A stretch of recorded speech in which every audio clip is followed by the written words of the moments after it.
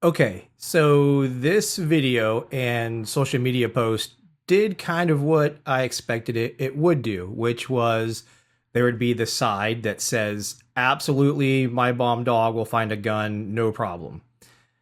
Other side of the equation is those who understand the operational considerations that go into this. And then in some cases, there's a legal consideration. Okay, so let's get to the reason why many think that their bomb dog only, the first time it found the gun because it was connected to the explosives, was in most cases, it's the only thing unique or novel in whatever the search environment was. How did you go about implementing the gun search aspect of this? And in almost all cases, it was simply putting a gun in their normal search environment, and when their dog acknowledged it, came across it, did whatever. Some dogs generalized really well and said, this thing doesn't belong here, but it smells like X, whatever that would be, and would maybe even give a full indication. However, most say their dog acknowledged it, they would reward that, and then within 2 or 3 reps, the dogs would say, oh, I know this. And there's potentially connections to training. Either the trainer, the handler, or some other connection, or another dog has run there. I share a cheat code all the time that talks about what the dog picks up on besides the trained odor that we think they're picking up on. So in many cases, I could have put baby powder out in an environment, and a lot of dogs would have shown a change to it or shown something to it.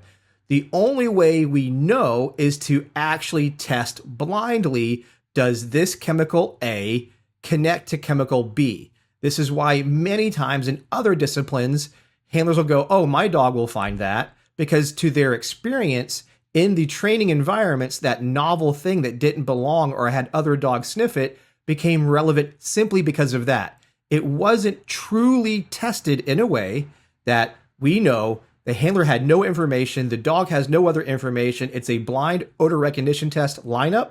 And does the dog find the believed item that we think they're learning or that they learned, or are they just following a thing that doesn't belong in the space? That's how we start learning what is true and what is a dog just generalizing to because of the detection dog cheat code.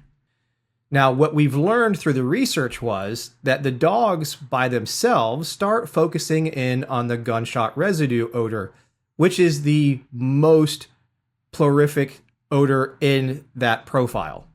Are there other things there? Yes, but as we've tested this and tested even dogs trained to find guns as a human scent article, even those dogs picked up in learning gunshot residue as a byproduct of that association. So I'm not saying that bomb dogs can't be gun dogs, but what I'm saying is your assumption of just training on powders would automatically make the leap to becoming a gun dog is probably not the best assumption to make. However, I am happy. I will come to you. I will test you. If you train a dog only on explosives, only on black and smokeless powder, and you've never exposed the dog to any type of gun or gun materials, I will come out to your place. We will conduct a blind odor recognition test, and in the lineup will be many other things, distracting and proofing odors, as well as a gun or gun parts or spent shell casings. And if your theory is correct, that just because you train on the powders, it'll automatically find the gun and the gun parts, then let's go test it. We don't have to keyboard warrior and argue about it. Let's just do it. That was what we did in the research.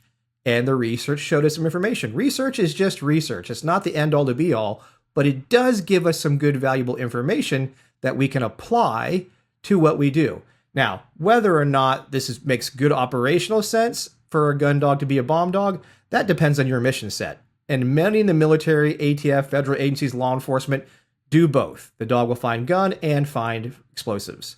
Now, my bigger concern is in the commercial security world, having a dog that does both increases inherent risk, simply because in almost all circumstances, the security teams aren't supported by a specialized skill set that can come out and quickly dispel whether this is an explosive device or a handgun.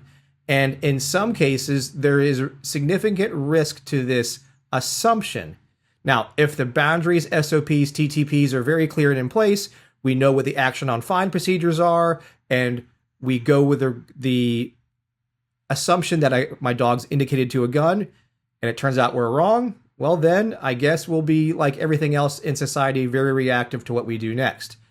But in other circumstances, doing both is fine because there are SOPs, TTPs, action on fine procedures that dictate what is handled next. Again, commercial security doesn't always get these kinds of support functions, nor do sometimes their client want to halt operations simply because of a potential indication where the handler can't say yes or no, is this gun or bomb, and we need to treat it as an explosive device, which means a lot more other things are ramped up and procedures are followed.